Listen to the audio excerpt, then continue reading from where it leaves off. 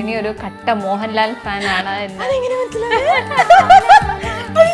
ഹൃദയപൂർവ്വം കണ്ടായിരുന്നോ ലേറ്റസ്റ്റ്? ഹൃദയപൂർവ്വം കാണാൻ പറ്റില്ല. ഞാൻ ആരെ പുതിയതായിട്ട് കണ്ടാലും ഞാൻ അവരോട് ആദ്യം ചോദിക്കുന്നത് നിങ്ങളുടെ നാട്ടിൽ വല്ല ഹിഡൻ സ്പോട്ട് ഉണ്ടോ? എൻജോയ് ചെയ്യാൻ പറ്റുന്ന അഹാന കൃഷ്ണ എന്റെ ഒരു എന്നെ വ്ളോഗിങ്ങിലേക്ക് വരാൻ ഭയങ്കരമായിട്ട് ഹെൽപ്പ് ചെയ്ത ആളാണ്. അഹാന കഴിച്ചത് നമ്മളും കഴിക്കുന്നു എന്നൊക്കെ പറഞ്ഞു. അപ്പൊ എനിക്ക് മനസ്സിലത്തെ പവർ ഓഫ് ഇൻഫ്ലുവൻസിങ്. ഒയ്യോ ഓർത്തിക്കല്ലേ പൊന്നേ, എനിക്കത് പറയുമ്പോ തന്നെ പേടിയാവാ. നമ്മള് മേളിൽ ചെല്ലണവരെ നമുക്ക് പേടി വരുള്ളൂ, പിന്നെ ചാടിയല്ലേ പറ്റുള്ളൂ, പിന്നെ ഒരു തിരിച്ചു പോക്കില്ല. തോന്നുന്നത് ഞാനിത് ഫ്രീ ആയിട്ട് പോയി ചെയ്തു കൊടുത്ത സാധനമല്ലേ, ഇതിനെന്തിനാ പെയ്ഡ് പ്രൊമോഷൻ എന്നൊക്കെ പറയുന്നത്. എനിക്ക് ഒരു ദിവസം പെട്ടെന്ന് ഒരു കോള് വരാണ്. അത് ലുലു ഫൺട്യൂറ എന്നാണ് കോള് വരുന്നത്. ലുലു ഫൺട്യൂറ എന്നൊക്കെ എന്നെ വിളിക്കുമോ, എന്റെ ചാർജ് എത്രയാന്ന് ചോദിച്ചിട്ട് എന്റെ അടുത്ത്. അപ്പൊ ഞാൻ ചാർജോ ഒരു 1500 രൂപ.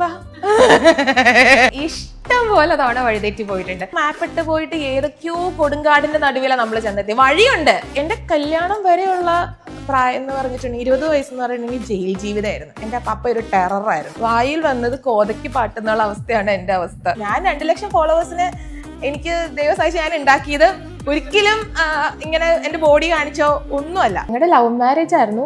എന്റെ വീടും പുള്ളിയുടെ വീടും തൊട്ടടുത്തടുത്ത അങ്ങനെയല്ലായിരുന്നു. പക്ഷെ ഞങ്ങൾ ഫേസ്ബുക്ക് വഴി സ്നേഹിച്ച് കല്യാണം കഴിച്ച ടീംസാണ്.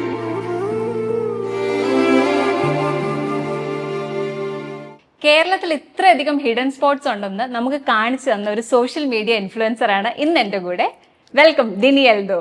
Thank you. ഞാൻ പറഞ്ഞ ഇൻട്രൊഡക്ഷൻ കറക്റ്റ് അല്ലേ? ഇത്രയധികം ഹിഡൻ സ്പോട്ട്സ് നമ്മുടെ ഈ കൊച്ചു കേരളത്തിലുണ്ടെന്ന് സത്യം പറഞ്ഞ എനിക്ക് അറിയത്തില്ലായിരുന്നു. നിങ്ങളെ പോലുള്ള ട്രാവൽ വ്ളോഗേഴ്സിന്റെ അറിയില്ല, ട്രാവൽ വ്ളോഗർ തന്നെയാണെന്ന്, കാരണം എല്ലാ സ്റ്റൈലും ഇൻക്ലൂഡ് ചെയ്യുന്നുണ്ട്, എല്ലാം കവർ ചെയ്യുന്ന എല്ലാ മേഖലയിലും ഞാൻ എന്റെ കയ്യിൽ വെക്കാറുണ്ട്. എങ്ങനെയാണ് ഈ ഹിഡൻ സ്പോട്ട്സ് ഒക്കെ ഇങ്ങനെ കണ്ടുപിടിക്കുന്നത്? എനിക്ക് ട്രാവൽ ചെയ്യാൻ ഭയങ്കര ഇഷ്ടമുള്ള ആളാണ്. എനിക്ക് അതായത് ഒരു ദിവസം പോലും എനിക്ക് വീട്ടിലിരിക്കാൻ ഇഷ്ടമല്ല. എനിക്ക് എവിടെയെങ്കിലും പോകണം. കാരണം ഇപ്പോൾ ഒരു ദിവസം നമ്മൾ വീട്ടിലിരുന്നാൽ തന്നെ എനിക്ക് എന്തോ ഭയങ്കര ഡിപ്രഷൻ ഫീലാണ് സത്യം പറഞ്ഞ. വീട്ടിലിരുന്നു അങ്ങനെ ഒരു ഫീലാണ്. അപ്പൊ നമുക്കിങ്ങനെ എല്ലാ ദിവസവും ട്രാവൽ ചെയ്യാന്ന് പറഞ്ഞാൽ അങ്ങനെ പോസിബിൾ ആയിട്ടൊരു കാര്യമൊന്നുമല്ല. അപ്പൊ നമുക്ക് എല്ലാ ദിവസവും കൊച്ചിക്ക് വരിക, എന്റെ വീട് പെരുമ്പാവൂരാണ്, അപ്പൊ നമുക്ക് അങ്ങനെ വരാൻ പറ്റില്ല. അപ്പൊ അറ്റ്ലീസ്റ്റ് വീടിന്റെ പുറത്ത് എവിടെയെങ്കിലും ഒക്കെ ഒന്ന് കറങ്ങാൻ പോകാന്ന് പറഞ്ഞാൽ തന്നെ എന്നെ സംബന്ധിച്ച് വലിയൊരു കാര്യമാണ്. അപ്പൊ ഞാൻ അങ്ങനെ നോക്കിയപ്പോ നമ്മുടെ ഒരു പഞ്ചായത്ത് തന്നെ എടുത്തിട്ടുണ്ടെങ്കിൽ ഉണ്ടാവും കുഞ്ഞു കുഞ്ഞു സ്ഥലങ്ങൾ. അപ്പൊ നമ്മളെ സംബന്ധിച്ച് മുറ്റത്തെ മുല്ലയ്ക്ക് മണം ഇല്ല എന്ന് പറഞ്ഞ പോലെ നമുക്കത് വലിയ സംഭവമൊന്നും ആയിരിക്കില്ല. പക്ഷെ ഇപ്പോ എറണാകുളം ഒരു സിറ്റി കിടക്കുന്ന ആളെ സംബന്ധിച്ച് അതൊരു വലിയ കാര്യമാണ്. അപ്പൊ ആദ്യം നമ്മളിങ്ങനെ ചെറുപ്പം മുതൽ ഇങ്ങനെ നടക്കുന്ന സ്ഥലങ്ങള്. അപ്പൊ ഞാൻ ഓർത്തു ഓക്കെ വീഡിയോ ഒക്കെ ചെയ്തു തുടങ്ങിയപ്പോ എന്നാ നമ്മുടെ വീടിന്റെ തൊട്ടടുത്തൊരു മണിപ്പാറ എന്ന് പറഞ്ഞൊരു സ്ഥലമുണ്ട്. അത് എന്ന് ഇതിനെപ്പറ്റി ഒരു വ്ളോഗ് ഇട്ടാലോ, ഒരു ഹിഡൻ സ്പോട്ട് അല്ലേ, ഒരു ഹിഡൻ ആയിട്ടുള്ള സ്ഥലമല്ലേ. അപ്പൊ അങ്ങനെ പറഞ്ഞ് അങ്ങനെയാണ് തുടങ്ങിയത്. പിന്നെ അതിനൊക്കെ റീച്ച് വന്നു തുടങ്ങിയപ്പോ നമുക്ക് ഭയങ്കര എക്സൈറ്റ്മെന്റ് ആയി. ഇത് കാണാൻ ആൾക്കാരുണ്ട്, ആൾക്കാരവിടെ വരുന്നു, അതാണ് വേറെ കാര്യം. നമ്മുടെ വീഡിയോ കണ്ട് ഇൻസ്പയർഡ് ആയിട്ട് ആൾക്കാർ അവിടെ വരുന്നു, അവര് പറയുന്നു ഓക്കെ നല്ല സ്ഥലമാണല്ലോ, ഞങ്ങൾക്ക് അറിയില്ലായിരുന്നു ഇങ്ങനെ സ്ഥലം ഉണ്ടെന്ന് പറയുമ്പോൾ നമുക്കും കുറച്ചും കൂടി താല്പര്യമാവുമല്ലോ. അപ്പൊ പിന്നെ ഞാൻ ആരെ പുതിയതായിട്ട് കണ്ടാലും ഞാൻ അവരോട് ആദ്യം ചോദിക്കുന്നത് നിങ്ങളുടെ നാട്ടിൽ വല്ല ഹിഡൻ സ്പോട്ട് ഉണ്ടോ, അങ്ങനെ ചോദിക്കുന്നത്. അപ്പൊ നമുക്കത് പോയി എടുക്കാലോ. പിന്നെ നമുക്ക് ആൾക്കാർ ഒത്തിരി പേര് കമന്റ് ചെയ്യും, അല്ലെങ്കിൽ നമുക്ക് പേഴ്സണൽ DM ഒക്കെ ചെയ്യും. ചേച്ചി ഞങ്ങളുടെ വീടിന്റെ അവിടെ ഇങ്ങനെ ഒരു സ്ഥലമുണ്ട്, ചേച്ചി ആ വീഡിയോ എടുക്ക്. അപ്പൊ നമ്മൾ മാക്സിമം അങ്ങനെ പോയി അങ്ങനെയാണ് ഹിഡൻ സ്പോട്ടുകളിലേക്ക് എത്തിയത്. അപ്പൊ ഓൾറെഡി ഈ പറഞ്ഞ വ്യൂവേഴ്സ് അവിടെ പോയിട്ട് ഇൻഫോം ചെയ്യും. ആണ് ഒത്തിരി പേര് നമ്മളിങ്ങനെ സ്നേഹത്തോടുകൂടി നമുക്ക് മെസ്സേജ് ചെയ്യും, ആ ചേച്ചി പറഞ്ഞ സ്ഥലത്ത് ഞാൻ പോയായിരുന്നു, ഒത്തിരി നല്ല സ്ഥലമായിട്ട്. അപ്പൊ നമുക്ക് ഭയങ്കര സന്തോഷമൊക്കെ തോന്നും. പിന്നെ നമ്മുടെ അവിടെ ഒരു സ്ഥലമുണ്ട് കല്ലിലമ്പലം എന്നൊക്കെ പറഞ്ഞിട്ട്. അതിങ്ങനെ ഒരു പാറയുടെ അടിയിലെ ഒരു ഗുഹാക്ഷേത്രമാണ്. അപ്പൊ അവിടെയൊക്കെ അതൊക്കെ അധികം ആൾക്കാർക്ക് അറിയില്ലാത്തൊരു സ്ഥലമായിരുന്നു. അപ്പൊ നമ്മൾ അവിടെ ഇങ്ങനെ കുറെ സ്റ്റോറീസ് ഒക്കെ ഉണ്ട്, ഈ മിത്തുകളൊക്കെ ആൾക്കാർക്ക് ഒത്തിരി ഇഷ്ടമാണല്ലോ. അപ്പൊ നമ്മൾ അതൊക്കെ പറഞ്ഞിട്ടപ്പോൾ ആൾക്കാർ അവിടെ വരികയും അത് കാണാൻ ഭയങ്കര പീസ്ഫുൾ ആണ്. അപ്പൊ ഒത്തിരി പേരിങ്ങനെ ഞങ്ങൾക്ക് ഇങ്ങനെ കുറച്ച് പീസ്ഫുൾ ആയിട്ട് അവിടെ ഇരിക്കാൻ പറ്റി അങ്ങനെയൊക്കെ പറഞ്ഞ് നമുക്ക് മെസ്സേജ് ചെയ്യും. അവർക്ക് ആ ഒരു സമാധാനം, ആ ഒരു പീസ് കിട്ടി എന്ന് പറഞ്ഞൊക്കെ അറിയുമ്പോൾ നമുക്ക് ഒത്തിരി സന്തോഷം തോന്നും. അതാണ് ഈ സീനിക് ബ്യൂട്ടി മാത്രമല്ല ഫോക്കസ് ചെയ്യുന്നത്, ആ ഒരു ഏരിയയുടെ കഥ മിക്കപ്പോഴും ഞാൻ കണ്ടിട്ടുണ്ട്. കുറെ ചേർച്ചുകൾ കവർ ചെയ്തിട്ടുണ്ട് അല്ലേ? ഇങ്ങനെയുള്ള കഥകളൊക്കെ എങ്ങനെയാ, അതിന്റെ ഇൻഫർമേഷൻ എങ്ങനെയാ കിട്ടുന്നത്? എനിക്കറിയില്ല, പക്ഷെ ഞാൻ പറയാണ്, കേരളത്തിൽ ആദ്യമായിട്ട് ഇങ്ങനെ ചേർച്ച് ഫോക്കസ് ചെയ്ത് വീഡിയോ ചെയ്തു തുടങ്ങിയ ഒരു ഇൻഫ്ലുവൻസർ ഞാനാണെന്ന് എനിക്ക് തോന്നുന്നു. ഒരു 2 years ബാക്കാണ് നമ്മൾ സ്റ്റാർട്ട് ചെയ്തത്. നമ്മുടെ എറണാകുളം ജില്ലയിലെ പുത്തൻകുരിശില് ഇത്രയും മനോഹരമായിട്ട് വ്യൂ പോയിന്റ് ഉള്ള ഒരു പള്ളിയുള്ളത് നിങ്ങൾക്ക് അറിയോ? ആദ്യം ഈ പറഞ്ഞാലും നമ്മുടെ തൊട്ടടുത്തുള്ള പള്ളി തന്നെയാണ് നമ്മൾ പോയി ചെയ്തത്, നമുക്ക് അറിയാലോ. പിന്നെ അങ്ങനെ നമ്മൾ ചെയ്തു. പിന്നെ ആളുകൾ നമുക്ക് അയക്കാൻ തുടങ്ങി, ചേച്ചി ഞങ്ങളുടെ പള്ളി ഇതാണ്, ഞങ്ങളുടെ പള്ളിക്ക് ഇങ്ങനെ ഒരു കഥയുണ്ട്, അങ്ങനെയൊക്കെ പറഞ്ഞപ്പോൾ ഒരു ആരക്കുഴ എന്നൊക്കെ പറഞ്ഞൊരു പള്ളിയുണ്ട് നമ്മുടെ മൂവാറ്റുപുഴയൊക്കെ അടുത്താണ്. അപ്പൊ അതൊക്കെ ഇങ്ങനെ ഒത്തിരി രസമുള്ള കഥകളാണ്, ആളുകൾക്ക് ഒത്തിരി ഇഷ്ടമാണല്ലോ കഥകൾ, എനിക്ക് ഒത്തിരി ഇഷ്ടമാണ്. അപ്പൊ ഞാൻ വിചാരിച്ചു ഓക്കെ, ആദ്യം ഞാൻ ഫോക്കസ് ചെയ്തത് പള്ളികൾ എടുക്കുമ്പോൾ അതിന്റെ ആർക്കിടെക്ചർ ആയിരുന്നേ. പിന്നെ എനിക്ക് മനസ്സിലായി എല്ലാ പള്ളികൾക്കും ഒരേ ആർക്കിടെക്ചർ ആണ് വരുന്നത്. ഒരു അതെ ഒരു ക്ഷേത്രം അല്ലെങ്കിൽ ഒരു അമ്പലം അല്ലെ ഒരു പള്ളി എന്നൊക്കെ പറയുമ്പോൾ അതിനൊരു തനതായ ഒരു രീതിയുണ്ട്. നമുക്ക് എല്ലാം അതിൽ തന്നെ ഫോക്കസ് ചെയ്യാൻ പറ്റില്ലല്ലോ. പിന്നെയാണ് ഈ കഥകളിലേക്ക് വന്നത്. അപ്പൊ ഓരോന്നിന്റെ ബിഹൈൻഡും രസകരമായ കഥകളുണ്ട്. നമുക്കത് കേൾക്കുമ്പോൾ ഭയങ്കര എക്സൈറ്റ്മെന്റ് തോന്നും. ആ എക്സൈറ്റ്മെന്റ് അതേ എക്സൈറ്റ്മെന്റോട് കൂടി ആളുകളിലേക്കും എത്തിക്കാൻ പറ്റാന്ന് പറഞ്ഞാലും ഒരു സംഭവമാണല്ലോ ഓർത്ത് അങ്ങനെ എങ്ങനെയാണ്. പ്രസന്റേഷനിലും പ്രത്യേകതയുണ്ട്, ക്യാമറ ക്വാളിറ്റി, പിന്നെ ചൂസ് ചെയ്യുന്ന സ്പോട്സ്, അതിനും എല്ലാത്തിനും ഒരു സ്പെഷ്യാലിറ്റി ഉള്ള ടൈപ്പ് വീഡിയോസ് ആണ് ദിനിയുടെ. അപ്പൊ ഈ എങ്ങനെയാണ് ഈ സ്ഥലങ്ങളിലേക്ക് ഇപ്പം ഇന്ന് ഒരു പ്ലേസ് നമ്മൾ ഫിക്സ് ചെയ്തു, എങ്ങനെയാ പോകുന്നത്? അത് വളരെ നല്ലൊരു ചോദ്യമാണ്. ഞാൻ എൻ്റെ ഹസ്ബൻഡ് ഒരു ആയുർവേദ ഡോക്ടറാണ്. എനിക്ക് 2 പിള്ളേരുണ്ട്. മൂത്ത ആള് 4ാം ക്ലാസ്സിലാണ് പഠിക്കുന്നത്, രണ്ടാമത്തെ ആൾക്ക് 4 വയസ്സ്, LKG ആണ് ആള്. ഇപ്പൊ എന്നെ പോലെ കുറച്ച് പേരെങ്കിലും ഞെട്ടിക്കാണോ, 2 പിള്ളേരുടെ അമ്മയാണ് ഇരിക്കുന്നത്. അത് അപ്പോ ഇനീഷ്യലി ഞാൻ പറഞ്ഞില്ല, എനിക്ക് ഇങ്ങനെ വീട്ടിലിരിക്കാൻ ഇഷ്ടമല്ലായിരുന്നു. അപ്പൊ നമ്മളിങ്ങനെ എവിടെയെങ്കിലൊക്കെ ഇങ്ങനെ പോകും. അപ്പൊ ഹസ്ബൻഡിന് ഇപ്പോൾ ഉച്ചയ്ക്ക് ടൈം കിട്ടുന്നെങ്കിൽ ആൾക്ക് ഫുഡ് കഴിക്കാൻ വേണ്ട ടൈമിലാണെങ്കിൽ എങ്ങനെയെങ്കിലൊക്കെ ഇങ്ങനെ ചുമ്മാ ഇങ്ങനെ നടക്കാം, ഈ തന്നെത്താനെ സ്കൂട്ടറൊക്കെ എടുത്താണെങ്കിൽ ഇങ്ങനെ പോവായിരുന്നു. പണ്ടത്തെ കാര്യമാണ് കേട്ടോ പറയുന്നത്. അപ്പൊ ഇങ്ങനെ ഒരു വീഡിയോ ചെയ്ത് തുടങ്ങിയ സമയത്ത് എനിക്ക് ഇനീഷ്യലി ഹസ്ബൻഡിന്റെ സപ്പോർട്ട് ഭയങ്കരമായിട്ടുണ്ടായിരുന്നു. ആൾക്ക് ഗ്യാപ്പ് കിട്ടുന്ന ടൈമിലൊക്കെ എനിക്ക് ഇങ്ങനെ പോകണം, ചേട്ടാ വാ നമുക്ക് വീഡിയോ എടുത്തു തരാമോ എന്നൊക്കെ ചോദിക്കുമ്പോൾ ആള് കൂടെ വരുന്നു, എടുക്കുന്നു. പിന്നെ നമ്മൾ സീരിയസ് ആയിട്ട് ഇതിനകത്തേക്ക് ഇറങ്ങിയപ്പോൾ നമുക്ക് ഒരിക്കലും ഫുൾ ടൈം പുള്ളിനെ ഡിപ്പെൻഡ് ചെയ്യാൻ പറ്റില്ല. കാരണം ആൾക്ക് ആളുടേതായ പ്രൊഫഷനും കാര്യങ്ങളൊക്കെ ഉണ്ട്. അങ്ങനെ വന്നപ്പോൾ എനിക്ക് സപ്പോർട്ടിന് വേണ്ടിയിട്ട് വീഡിയോ എടുത്ത് തരാനായിട്ട് ഞാൻ സ്റ്റോറി ഇട്ടു, ഇങ്ങനെ വീഡിയോഗ്രാഫേഴ്സ് അവൈലബിൾ ആണോ എന്നൊക്കെ ചോദിച്ചിട്ട്. അപ്പൊ അങ്ങനെ എനിക്ക് ഒരു വീഡിയോഗ്രാഫർ കിട്ടിയതാ വിളിയിരിക്കുന്നത്. നിങ്ങളൊരു ടീമായിട്ടാണ് വർക്ക് ചെയ്യുന്നത്? തീർച്ചയായിട്ടും യാത്രകളും ഇദ്ദേഹത്തിന്റെ കൂടെ ഒരുമിച്ചാണ്. അപ്പൊ ഇപ്പൊ ഒരു വീഡിയോഗ്രാഫർ എന്നൊക്കെ ഉപരി ഒരു ബെസ്റ്റ് ഫ്രണ്ട് ആണ്, അത് സന്തത സഹചാരിയാണ്. അതുപോലെ ഈ ഇൻഫർമേഷൻ കിട്ടിയാൽ തന്നെ നമുക്ക് അതിന്റെ ഒരു സ്ക്രിപ്റ്റ് വേണമല്ലോ. തീർച്ചയായിട്ടും. അതെങ്ങനെയാ, സ്പോണ്ടേനിയസ് ആയിട്ടാണോ വരുന്നത്, അത് ഓൾറെഡി ഇങ്ങനെ എഴുതി പ്ലാൻ ചെയ്യുവോ? എല്ലാം സ്പോണ്ടേനിയസ് ആണ്. ഞാനൊരു പ്ലാനിങ്ങിന്റെ ആളേ അല്ല. എല്ലാം ഇപ്പൊ ജുവലിന് തന്നെ അറിയാലോ, ഞാനിന്ന് രാവിലെ അല്ലേ ചോദിച്ചത് ഇതെന്നാ സംഭവം, ഇന്റർവ്യൂ എന്തിനെ പറ്റിയാന്നൊക്കെ എന്നോട് രാവിലെ. അതെ, എന്നോട് ഇന്റർവ്യൂ ഉണ്ട് വരുമെന്ന് പറഞ്ഞു. ഞാൻ ഓക്കെ എന്ന് പറഞ്ഞു. പിന്നെ രാവിലെയാണ് ചോദിച്ചത് എന്താ സംഭവം ശരിക്കും ഇന്റർവ്യൂ. എന്താ ഞാൻ പറയാം, എല്ലാ കാര്യങ്ങളും അങ്ങനെ. ഞാൻ ഭയങ്കര ലാസ്റ്റ് മിനിറ്റിന്റെ ആളാണ്. എനിക്ക് ഒരു സ്ക്രിപ്റ്റിംഗും ഇല്ല, ഒന്നുമില്ല. വായിൽ വന്നത് കോതയ്ക്ക് പാട്ടുന്നുള്ള അവസ്ഥയാണ് എന്റെ അവസ്ഥ. അപ്പൊ നമ്മൾ അവിടെ ചെന്ന് കഴിയുമ്പോ ആണ് നമുക്ക് തോന്നുന്നത് ഓക്കെ ഇങ്ങനെ ഒരു ഇൻട്രോ പറയാം, ചിലപ്പോൾ അത് ക്ലിക്ക് ബെയ്റ്റ് ആയിക്കോളും, കയറിക്കോളും. ചിലപ്പോൾ ഞാൻ തന്നെ ഇങ്ങനെ പറയും 2-3 തവണയൊക്കെ ടേക്ക് വയ്ക്കുമ്പോൾ ഒന്ന് സ്പോണ്ടേനിയസ് ആയിട്ട് പറയുമ്പോ എന്ന് പറഞ്ഞാൽ നമുക്ക് പ്ലാനിങ് ഇല്ലല്ലോ. അപ്പൊ 2-3-4 തവണയൊക്കെ ചിലപ്പോൾ ടേക്ക് വേണ്ടി വരും. അപ്പൊ അവൻ ചിലപ്പോൾ പറയും ഇത് ഇങ്ങനെ പറ, ഇത് ഇങ്ങനെ എന്തോ ഈ പറയുന്നത് ഇങ്ങനെ പറ. അപ്പൊ അങ്ങനെ ഒരു മ്യൂച്വൽ അണ്ടർസ്റ്റാൻഡിങ്ങിൽ സ്പോണ്ടേനിയസ് ആയിട്ട് വരുന്ന കാര്യങ്ങളാണ്. ഹിഡൻ സ്പോട്സിലാണ് സ്റ്റാർട്ട് ചെയ്തത്. അത് കഴിഞ്ഞിട്ട് ഈ ഫുഡ് വ്ളോഗ് ആയി തുടങ്ങി. പിന്നെ ഇടയ്ക്ക് സ്റ്റൈൽ, അത് എനിക്ക് ഭയങ്കര ഇഷ്ടമാണ്. ദിനിയുടെ സ്റ്റൈല് ഭയങ്കര സ്പെസിഫിക് ആയിട്ടുള്ള പെക്യുലർ ആയിട്ടുള്ള സ്റ്റാൻഡ് ഔട്ട് ചെയ്യുന്ന സ്റ്റൈൽ തന്നെയാണ്. അപ്പൊ അതും വീഡിയോയിലൂടെ നമുക്ക് കാണാൻ പറ്റുന്നുണ്ട്. അതൊക്കെ ഇൻക്ലൂഡ് ചെയ്യണം എന്ന് എപ്പോഴാണ് തോന്നി തുടങ്ങിയത്? ഞാൻ ഇതിനകത്തേക്ക് വന്നത് എങ്ങനെയാന്ന് വെച്ചിട്ടുണ്ടെങ്കിൽ, ഞാനൊരു ബൈ പ്രൊഫഷൻ ഞാനൊരു ടീച്ചറായിരുന്നു. ഞാനൊരു കോളേജിൽ, പോളിടെക്നിക് കോളേജിൽ ഇംഗ്ലീഷിന്റെ ടീച്ചറായിട്ട് വർക്ക് ചെയ്യായിരുന്നു. അപ്പം ഞാൻ ട്രാവൽ ചെയ്യും അപ്പോഴും ഇപ്പോഴൊക്കെ. അപ്പം ഞാൻ ഒരു തവണ ഞങ്ങളൊരു ബാംഗ്ലൂർ ട്രിപ്പ് പോയി.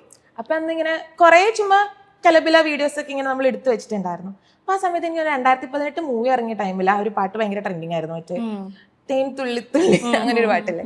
അപ്പൊ അങ്ങനെ ആ ടൈമില് പിന്നെ അഹാന കൃഷ്ണ എന്റെ ഒരു എന്നെ വ്ളോഗിങ്ങിലേക്ക് വരാൻ ഭയങ്കരമായിട്ട് ഹെൽപ്പ് ചെയ്ത ആളാണ്. പുള്ളിക്കാരി മാംഗോ സ്റ്റിക്കി റൈസിനെ പറ്റി ഇങ്ങനെ അതിനെ പുള്ളിക്കാരി ഭയങ്കരമായിട്ട് ഇങ്ങനെ ഒരു പ്രൊമോട്ട് ചെയ്തൊരു ടൈമായിരുന്നേ.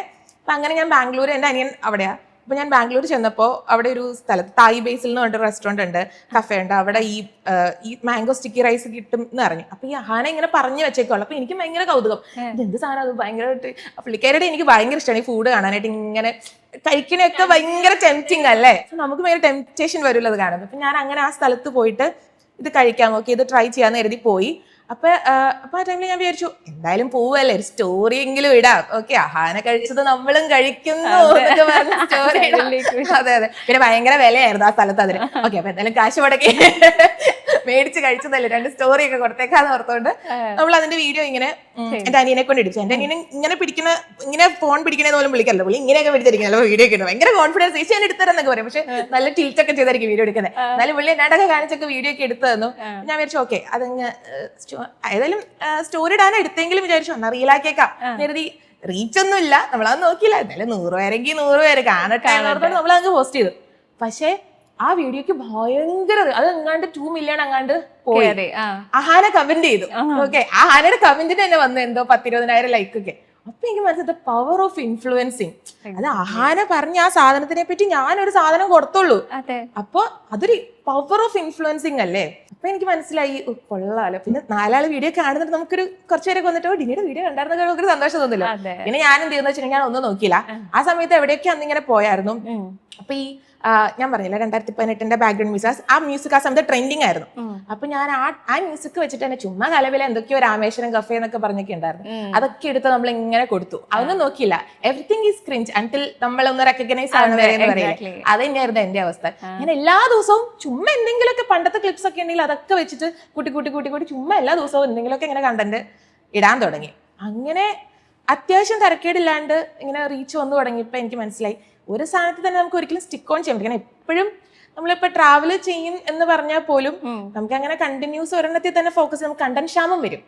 പിന്നെ എല്ലാ ദിവസവും ഇട്ടാലേ ഈ റീച്ച് കിട്ടുള്ളൂ എന്നുള്ളത് ഞാൻ നഗ്നമായി തിരിച്ചറിഞ്ഞൊരു സത്യമായിരുന്നു. അപ്പൊ ഞാൻ വിചാരിച്ചു ഓക്കെ എന്നാ തൊട്ടടുത്തുള്ള കടകളിൽ വരെ പോയി. ഞാൻ സ്ഥിരമായിട്ട് ഈ തുണി കട്ട് പീസ് മേടിച്ച് എനിക്ക് ഇങ്ങനെ ഡിസൈൻ ചെയ്യാൻ ഇഷ്ടമുള്ള ആളാണ്. ഞാൻ സ്ഥിരമായിട്ടാണ് ഡിസൈൻ ഒക്കെ ചെയ്യുന്നത്. ഇത് മേടിച്ചാ പക്ഷെ ഡിസൈൻ ചെയ്യാറുണ്ട്. ടൈം ഇങ്ങനെ കിട്ടാറില്ല. എനിക്ക് ഇഷ്ടമുള്ള കാര്യമായിരുന്നു. അപ്പൊ നമ്മൾ സ്ഥിരം വരുമ്പോ അവര് നമ്മുടെ ലൊക്കാലിറ്റിയിൽ മേടിക്കുന്ന ഒരു കടയുണ്ട്. ഒരു ചെറിയ കടയാണ് പക്ഷെ ഭയങ്കര സെലക്ഷനാ. അതായത് അത് തിങ്ങി നിറച്ച സാധനങ്ങളാ ആ കടയിൽ. ഞാൻ ഇത്ര വലിച്ചു നീട്ടി പറഞ്ഞ കുഴപ്പമില്ലല്ലോ. അപ്പൊ ഞാനൊരു എന്റെ ഫ്രണ്ട് അവളൊക്കെ എന്നെ ഒത്തിരി ഹെൽപ്പ് ചെയ്തിട്ടുണ്ട് തുടക്കത്തില്. ഞാൻ പറഞ്ഞില്ലേ ഹസ്ബൻഡിന് എപ്പോഴും കൂടെ വരാൻ പറ്റില്ല. അപ്പൊ ഹിമ എന്ന് പറഞ്ഞിട്ട് അപ്പൊ അവളൊരു സമയം നമുക്ക് പോയി അത് വീഡിയോ എടുത്താലോ. അപ്പൊ അവൾ പറഞ്ഞു നമുക്ക് പോകാൻ ചേച്ചി എന്ന് പറഞ്ഞിട്ട് അവള് ഞങ്ങൾ റോഡിൽ പോയി. ഞങ്ങൾ എന്നെ ഉണ്ടൊക്കെ കാണിച്ചാൽ കടയുടെ ആ ചേട്ടനെ വിളിച്ചു ചോദിച്ചു. അപ്പൊ ചേട്ടൻ ഞങ്ങൾ ഇങ്ങനെ വീഡിയോ എടുത്തു. അപ്പൊ ചേട്ടൻ ഇതിനെ മോളെ വന്ന് എടുത്തോ. ഞാൻ ഫ്രീ ആയിട്ടോ എന്റെ ഫസ്റ്റ് പ്രൊമോഷൻ വീഡിയോ. അപ്പൊ ഞങ്ങൾ അങ്ങനെ പോയി ഞാൻ ഹിമയും കൂടി പോയി വീഡിയോ എടുത്തു. അപ്പൊ അങ്ങനെ ആ വീഡിയോയും ഈ പറഞ്ഞ പോലെ ഒരു 2 മില്യൺ അടുത്ത് ഭയങ്കര റീച്ച് വന്നു. അപ്പോഴാണ് എനിക്ക് മനസ്സിലായത് കടകളുടെ വീഡിയോക്ക് പോലും ഇങ്ങനെ റീച്ച് കിട്ടാം എന്നുള്ളത് അതിനൊരു സത്യം എനിക്ക് മനസ്സിലായത്. പിന്നെ നമ്മുടെ ലൊക്കാലിറ്റിയിൽ നിന്നോണ്ട് എന്തൊക്കെ നമുക്ക് ചെയ്യാൻ പറ്റുന്ന ചിന്തിച്ചു. പക്ഷെ അതെനിക്ക് ഭയങ്കര ഒരു ഗ്രൗണ്ട് തന്നു എന്ന് ഞാൻ വിശ്വസിക്കുന്നുണ്ട്. അതായത് ഇപ്പോഴും എന്നെ കാണുന്ന ആൾക്കാർ പറഞ്ഞാൽ അതേ പെരുമ്പാവൂരുകാരി ഡിനി പെരുമ്പാവൂരുകാരിയാ ആൾക്കാർക്ക് മനസ്സിലായത് ആണ്. അതൊരു വലിയൊരു ഗ്രൗണ്ട് നമുക്ക് തന്നു. എന്റെ ആ ലൊക്കാലിറ്റി എനിക്ക് നന്നായിട്ട് പ്രൊമോട്ട് ചെയ്യാൻ പറ്റി. ആക്ച്വലി ഈ പറഞ്ഞു നിർത്തിയപ്പോ ഞാൻ ലാസ്റ്റിലേക്ക് വെച്ചൊരു ക്വസ്റ്റ്യൻ ഉണ്ടായിരുന്നു. പുതിയ ഇൻഫ്ലുവൻസേഴ്സിന് കൊടുക്കാൻ പറ്റുന്ന അല്ലെങ്കിൽ കണ്ടന്റ് ക്രിയേഷൻ ചെയ്യണം എന്ന് ആഗ്രഹിക്കുന്ന ആൾക്കാർക്ക് കൊടുക്കാൻ പറ്റുന്ന അഡ്വൈസ് എന്തെങ്കിലും ഉണ്ടെന്ന്. ഈ പറഞ്ഞതിൽ കുറെ കാര്യങ്ങളുണ്ട് അല്ലെ. കൺസിസ്റ്റന്റ് ആയിട്ട് വീഡിയോ ഇടുക. ആദ്യം ചമ്മലായിരിക്കും, ക്രിഞ്ച് ആയിരിക്കും, പക്ഷെ നിങ്ങൾ തുടരുക, ഒരു പ്രശ്നമില്ല. ഒന്നും നോക്കണ്ട, കണ്ണടക്കിയ വീഡിയോ ഇടുക. അതെ, പിന്നെ എവിടെ പോണം എന്നുള്ളതിന് ചിന്തയെ വേണ്ട, ചുറ്റും നോക്കുക. പഞ്ചായത്ത് എടുത്ത് നോക്കിയാൽ മതി, നമുക്ക് ഇഷ്ടംപോലെ സ്ഥലങ്ങൾ കിട്ടും. അപ്പൊ ആദ്യമേ ഫ്രീ ആയിട്ടാ പ്രൊമോഷൻ ചെയ്തെന്ന് പറഞ്ഞല്ലോ. എപ്പോഴാണ് ഇങ്ങോട്ടേക്ക് ഒരു പെയ്ഡ് കൊളാബ് റിക്വസ്റ്റ് വന്നത്? ഞാൻ പറഞ്ഞ കടയുടെ വീഡിയോ ആണ് നമ്മൾ ഫസ്റ്റ് പെയ്ഡ് ഒന്നും അല്ലാണ്ട് ചെയ്തത്. അന്ന് എനിക്ക് അറിയ പോലും ഉണ്ടായിരുന്നില്ല നമുക്ക് ഒരാൾ നമ്മുടെ അടുത്ത് അപ്രോച്ച് ചെയ്താൽ നമുക്ക് പൈസ ചോദിക്കാം എന്ന് എനിക്ക് അറിയ പോലും ഉണ്ടായിരുന്നില്ല കേട്ടോ. അപ്പൊ ഈ വീഡിയോ അത്യാവശ്യം ഇങ്ങനെ റീച്ച് ഒക്കെ പോയിട്ട് അതിന്റെ അടിയിൽ കുറെ പേര് കമന്റ് ഇടുന്നുണ്ട് കേട്ടോ.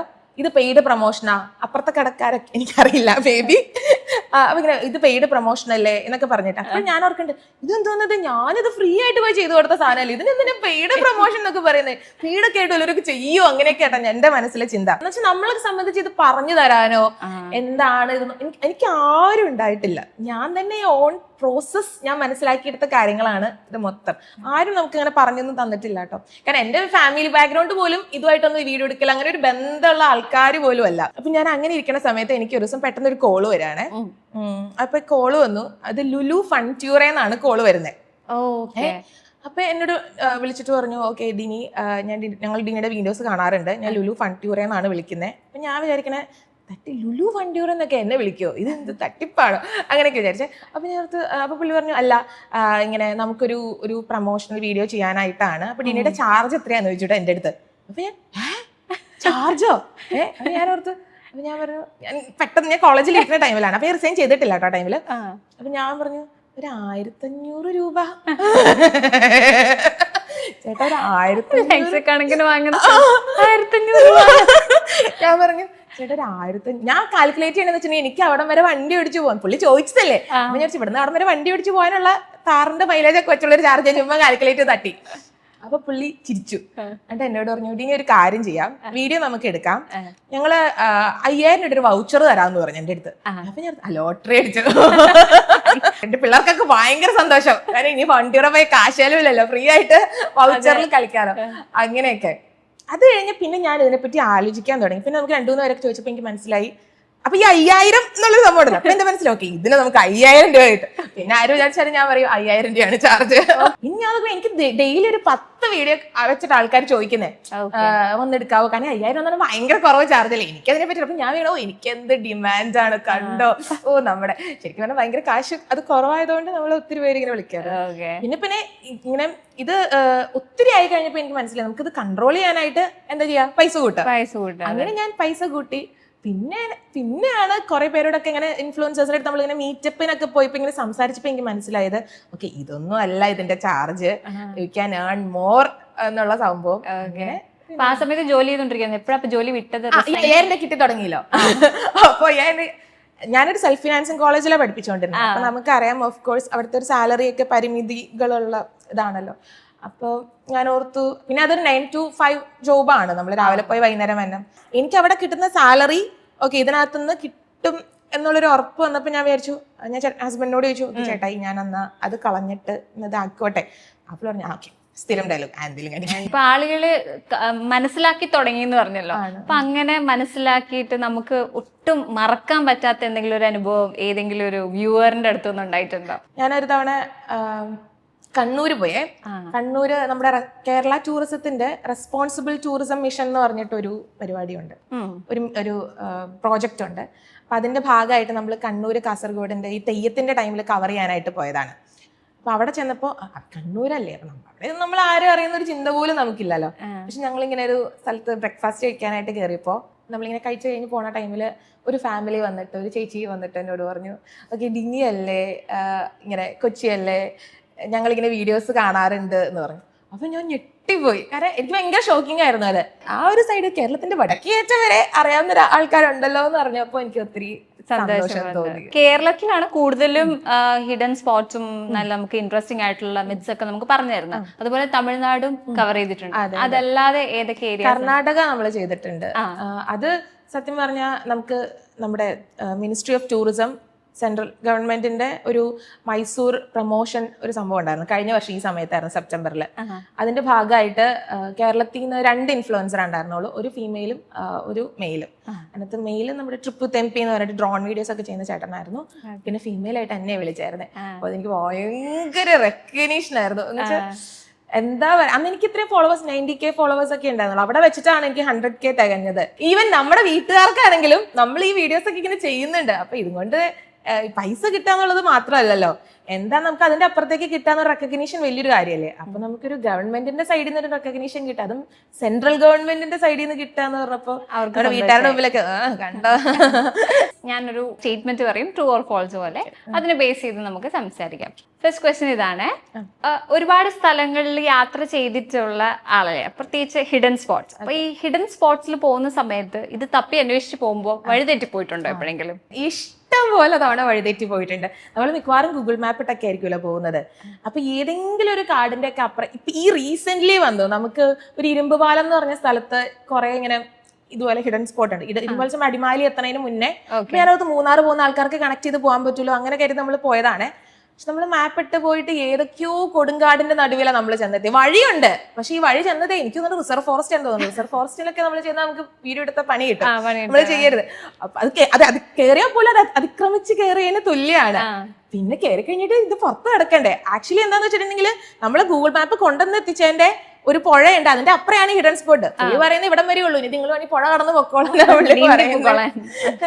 അങ്ങനെ ഒരു വലിയ പണി കിട്ടിയിട്ടുണ്ട്. പിന്നെ നമ്മൾ എങ്ങനെയൊക്കെയോ തിരിച്ച് പോന്നു.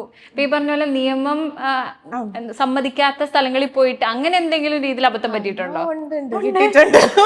ഒയ്യോ ഓർപ്പിക്കല്ലേ പൊന്നേ, ശരിക്കും നമുക്ക് പണി കിട്ടിയിട്ടുണ്ട്. അത് റീസെന്റ് ഞാൻ അതിരപ്പള്ളി വാട്ടർഫോൾസിന്റെ അടുത്ത് ഒരു വാട്ടർഫോൾ ഉണ്ട്. ഒരു ചെറിയ ഭയങ്കര മനോഹരമായിട്ടുള്ള സ്ഥലമാണ്. ബാഹുബലി മൂവിയൊക്കെ ഷൂട്ട് ചെയ്ത സ്ഥലം. എനിക്കത് പറയുമ്പോ തന്നെ പേടിയാവാ, അമ്മാതിരി പണിയായിരുന്നു. ഓക്കെ, അപ്പൊ എന്റെ കുറച്ച് കസിൻസ് ഇതിന് മുന്നേ അവിടെ പോയിട്ട് അവന്മാര് അതിന്റെ കുറച്ച് സ്റ്റോറി ഒക്കെ ഇട്ടിട്ടുണ്ടായിരുന്നു. അപ്പൊ നമ്മൾ ഈ ഹിഡൻ സ്പോട്ട് തപ്പി നടക്കുവാണല്ലോ. അപ്പൊ ഞാൻ കണ്ടപ്പോ ചേട്ടാ ഇത് എവിടെയാടാ? അപ്പൊ അവൻ പറഞ്ഞു ചേച്ചി അതിങ്ങനെ ബാഹുബലി ഒക്കെ ഷൂട്ട് ചെയ്ത സ്ഥലമാണ്. അപ്പൊ ഞാൻ ചോദിച്ചു അത് ഫോറസ്റ്റ് ഏരിയ ആണോ? അപ്പൊ പറഞ്ഞു ഇല്ല, ഒരു കുഴപ്പമില്ല, ആൾക്കാരൊക്കെ ഇഷ്ടം പോലെ ഇങ്ങനെ അതില് പോകുന്നുണ്ട്, കുഴപ്പമുണ്ടാവില്ല എന്ന് പറഞ്ഞു. ഞാനും ഓർത്തു ഓക്കെ കുഴപ്പമുണ്ടാവില്ലായിരിക്കും എന്നായിരുന്നു. നമ്മളവിടെ പോയി വീഡിയോ എടുത്തു. കുറെ നാൾ കഴിഞ്ഞ് അത് പോസ്റ്റ് ചെയ്തേ. പക്ഷെ അത് പോസ്റ്റ് ചെയ്തപ്പോൾ നമുക്ക് മനസ്സിലായി അത് ആക്ച്വലി അത് നമ്മൾ അങ്ങനെ എൻ്റർ ചെയ്യാൻ പറ്റാത്തൊരു സ്ഥലമായിരുന്നു. നമ്മളത് എൻ്റർ ചെയ്ത് അത് ഒഫൻസ് ആണ്. നമുക്ക് വർഷങ്ങൾ വരെ ജയിലിൽ കിടക്കാൻ വരെ യോഗം തരാനുള്ള സംഭവമാണ് എന്ന് മനസ്സിലായി. നമ്മളെ ഫോറസ്റ്റ് ഡിപ്പാർട്ട്മെന്റിൽ നിന്ന് വിളിച്ചു.